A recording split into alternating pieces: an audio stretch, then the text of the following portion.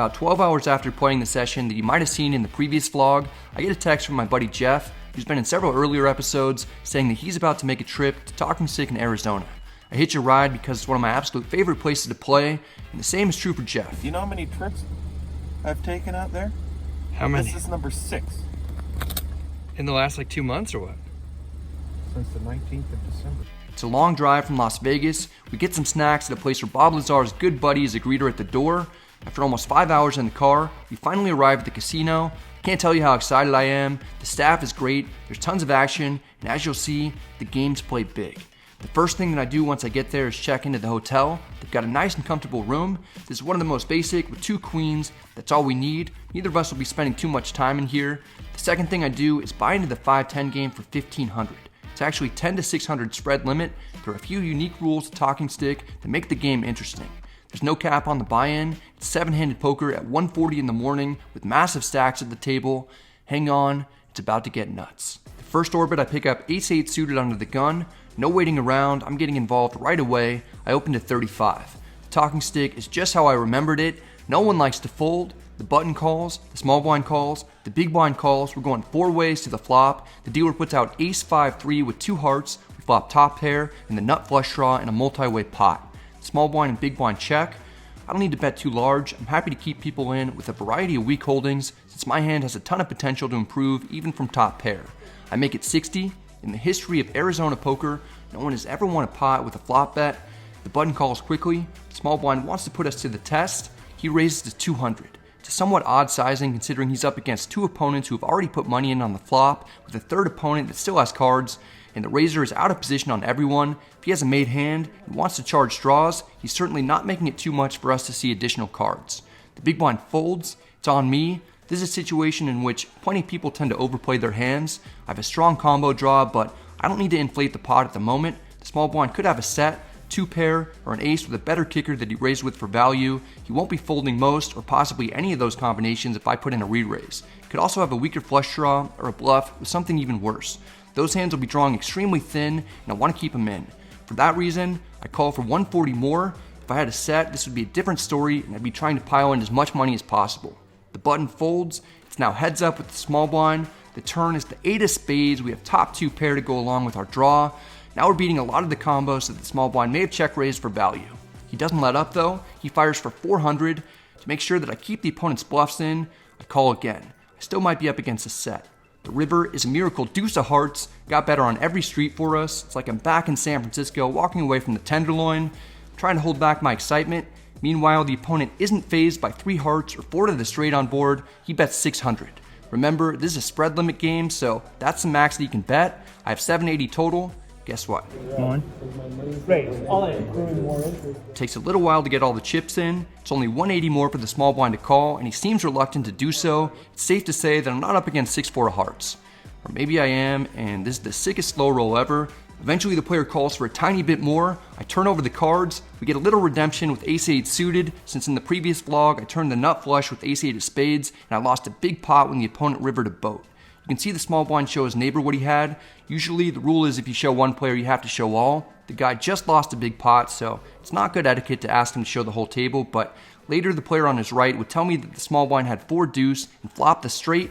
He's a bit in disbelief that he lost and got an unfortunate run out.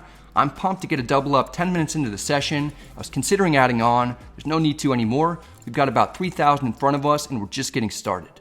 A long time passes before we're dealt pocket 8s on the button. It's a straddle pot. Under the gun +1 limps in for 20. The cutoff calls. If there was 1 limper, I'd raise. With 2 limpers, I flat.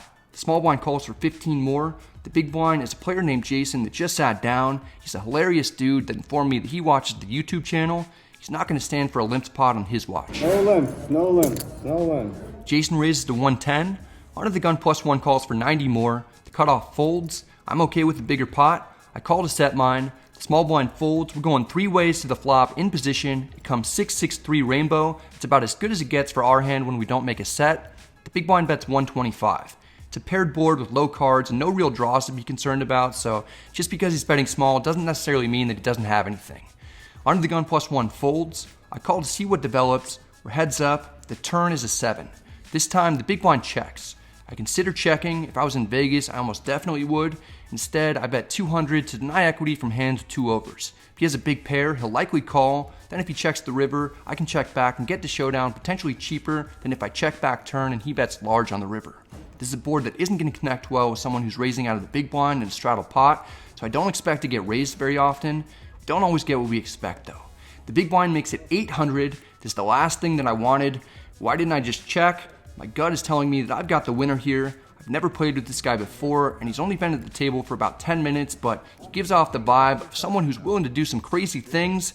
That doesn't exclude him from raising with a hand containing a 6 pre-flop though. I really want to call. I know it'll be capped at 600 more on the next street, so it'll be 1200 more total for me to get to showdown. The problem is that this is the worst hand that I'll ever be betting for value. There are almost no good rivers for me other than an 8. Even if he's bluffing, he still probably has some outs. Something feels fishy, but if the opponent is making a big play on me right now with nothing, hopefully there will be better opportunities to catch him down the line. I don't want to necessarily get half my stack in with a pair of 8s. After tanking forever, I reluctantly fold to see another day. All right, dude, nice hand. Show the bluff. Show the bluff. Good read. I still haven't looked at my hand. Have you not looked at your hand? Oh God, this is going to be painful. The first card is a 3. He at least had 2 pair. The second one is a 10. We folded the winner and got played like a fiddle. Nice hand, nice hand. It hurts to lose. I'm more upset with myself for betting the turn. The good news is that we're in a great game. Still, I'm a little pissed off, which means when I look down at ace-6 suited under the gun +1, I'm out for revenge. Someone's going to have to pay back those Bradley dollars I lost with interest, and the interest rate is high. Under the gun limps in, I raised to 50. Jason calls in the cutoff. He's the one who bluffed me in the last hand. Hopefully I can get the dollars back straight from the source. The small blind just lost a big pot in the hand a few minutes earlier. He 3-bets to 150. He's been 3-betting a decent amount, and he may be a little steamed up. The under the gun limper calls for 140 more. I have no idea what to put him on. The 3-bet was small and I'm getting over 4 to 1. I call for 100 more. The cutoff is at the front door of a big party. There's no sense for him to turn back at this point. He calls. We're going 4 ways to the flop in a 3-bet pot. Welcome to the Grand Canyon State. The dealer puts out 8-4-3 with 2 diamonds. We get the nut flush draw with 1 over and a backdoor straight draw. Despite this being a terrible flop for a typical small blind 3-bet range against 3 opponents, particularly when I'm holding the ace of diamonds, the small blind bets 225. Under the gun folds. Small blind should never have a hand better than 1 pair on this board. I consider just flatting. I don't think there's anything wrong with doing that. I'm worried that the cutoff may do something silly if I call, and there's a strong possibility I can win this right now with a raise. I make it 800. This will give me control of the pot and put the small blind in an extremely tough position. I could play pocket 8s, 4s, and 3s the same way. In full ring tough games, I won't have 4s or 3s under the gun +1, but remember, this is 7-handed, so I'm really in middle position. The cutoff isn't immediately folding. I'm getting concerned about that. After more than 30 seconds, he finally lets it go. I let some air in my lungs go as well. The small blind looks annoyed to be in the spot that he's in, but he almost immediately folds. We win a big pot with ace high. We got bluffed. Then we put in a nice little bluff of our own. We're back up to the 3K mark. Here we've got king 8 suited in the big blind. The cutoff raises to 30. The small blind calls. I'm super loyal to the crown, so I'm happy to defend a suited king. We're going 3 ways to the flop. It's 10-6 deuce with 2 clubs. We've got another flush draw with 1 over and a backdoor straight draw. The small blind checks. I check to the pre-flop raiser. He's not giving us a free one. He bets 55. The small blind doesn't have anything that he wants to stick around with. He folds. The bet seems reasonable to me. I call. The turn is the jiggity of spades. No help to us. I check. The cutoff doesn't appear to love his hand. He checks back. This opens the door for us to bluff if we want. The river is the deuce of diamonds. We do want to bluff. We've got a weak king high, but in the opponent's eyes, we could reasonably have all kinds of strong hands, like maybe even 10s or 6s full, ace deuce, jack 10, club draws containing a jack. I'd even bet ace 10 for value as well. I make it 150 to rep those types of holdings because I don't think king 8 will be good enough to win all that often at showdown. If somehow it is the best hand, I'm not going to get called anyway. This bet just gives my opponent an opportunity to fold ace or king high hands that are better than mine, and hands like pocket 7s, 8s, or 9s. The cutoff folds. We get a couple of back-to-back bluffs through. They've woken up a sleeping giant. Next we've got queen 9 suited in the cutoff. Under the gun limps in. To me, limps are neatly packaged invitations to raise. I make it 50. Jason, the bluffer with 10-3 offsuit earlier, calls in the small blind. The big blind calls. Under the gun, surprisingly folds. 3 of us are in the mix. The dealer puts out 9-9-3 rainbow. We flop trips, and we shouldn't be holding many 9s in our range. Checks to me. I mentioned previously that you don't have to bet much on paired boards, especially when you have trips and you want to keep opponents around. I bet small before and Jason raised. I'm hoping he'll call or raise here. I put 50 out there. Jason almost immediately reaches for chips, and he calls. The big blind also calls. I like it. The turn is a 4. It checks to me once again. This is when we crank up the heat. I bet 175. It'd be great if one or both players sticks around. Neither of them do. They both return their cards to the dealer. I let them know that they made good folds and show them the 9. A lot of people in the comment section say that I shouldn't show my cards. I think it's fun for the game. I was planning on reviewing my cards to a few 100,000 people with detailed explanations anyway. A couple more people shouldn't hurt too badly. Later we pick up pocket queens under the gun. It's the first real premium hand that I've gotten all night. I opened to 30. The cutoff wants to play a bigger pot. He 3-bets to 105. I'm gonna have a narrow range when I open from under the gun, consisting of a lot of premium holdings like the one that I have. The cutoff should know that. His 3-bet indicates a ton of strength. I call for 75 more. I'm gonna be treading cautiously. We're heads up. The flop comes 7-3 deuce with 2 diamonds. If I was ahead, I should still be ahead. I check. The opponent continues with his story that he has a hand like aces or kings. He bets 165. I'm definitely not folding. If he has me beat, it's just a cooler. I call. May end up losing a giant pot. The turn is the 5 of spades. It shouldn't have changed anything. I check. This time the cutoff eases up. He checks back. It's a lot more likely the queens are good. That's at least until the king of diamonds comes on the river. Flush draws get there and ace king has me beat. I check. Luckily, the cutoff checks back. I turn over second pair. I don't beat many hands in the cutoff with a 3-bet for value, yet somehow I've got the winner. The opponent lets go of his cards. Everything's going right for the most part. We win another medium-sized pot and are up over 1,800. This is when I need your help. On the count of 3, we're all going to jump as high as we possibly can and then land on the like button at the same time. We did this in the last video and we got the 2-piece McJiggities. Let's see what happens this time. Ready? 1, 2, 3. We're dealt pocket aces on the button. You all did your job this time and we got rewarded for it. The cutoff limps in. I raised to 50. I've been raising a lot of medium strength hands to isolate limpers. This should help me get value and I'm at the top of my range, like right now. The small blind is a vlog watcher who usually plays in the limit games, but hopped into the 5-10 to get some of my money. He 3-bets to 150. It's a small 3-bet considering he's out of position. I haven't seen him 3-bet much. I get the feeling that he has a strong hand. The big blind cold calls to 150. It's an interesting play. There's lots of action already. The cutoff folds. It's back on me. I want to narrow this down to one opponent. I 4-bet to 700.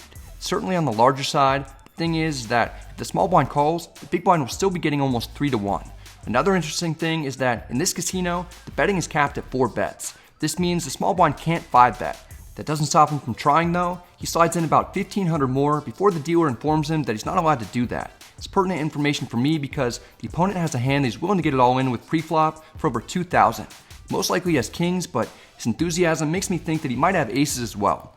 Once the dealer gets to 700 for the call and gives the remaining chips back to the player, he has 1,340 behind. It's less than the amount that's in the pot. The big blind knows that he's up against 2 monsters. He folds. We're heads up with a massive amount of chips in the middle. I'm hoping it'll be all low cards coming out. The flop is queen 9-3 with 2 diamonds. If I'm up against queens, I'm going to throw up. The player is still trying to pile in as many chips as he can. 600 is the most that he can put in. The action goes quickly from here. I raise to 1,200. The small blind announces that he's all in for 1,340 total, and I call. In a session full of big pots, this is by far the largest one for me. We get some good news. 2 kings. I have aces, yeah. I lost in the last session, but overall I've been running good for a few months. I'm kind of expecting something terrible to happen. We just need to fade 2 kings. Unfortunately, we don't do it. The turn is the king of clubs. Just kidding, it's a queen. We're 1 card away from winning a pot of over 4,000. The river is another 3. We've done it. I show the aces. The opponent flashes his 2 cowboys. It's a brutal beat for him. Lately, I've been winning some huge pots. A lot of things have been going my way. In the previous 3 sessions, I won 3,100, 3,700, then lost 900, and in this session, I'm currently up 3,950. I've actually never had a win in the 4,000s before. I've won over 5,000 once though. I play for a little longer to win a few more small pots to get me into the 4,000s for my first time ever. What an amazing session this has been. It's 6 in the morning. I've got a lot of poker left to play on the rest of this trip. Time to rack up.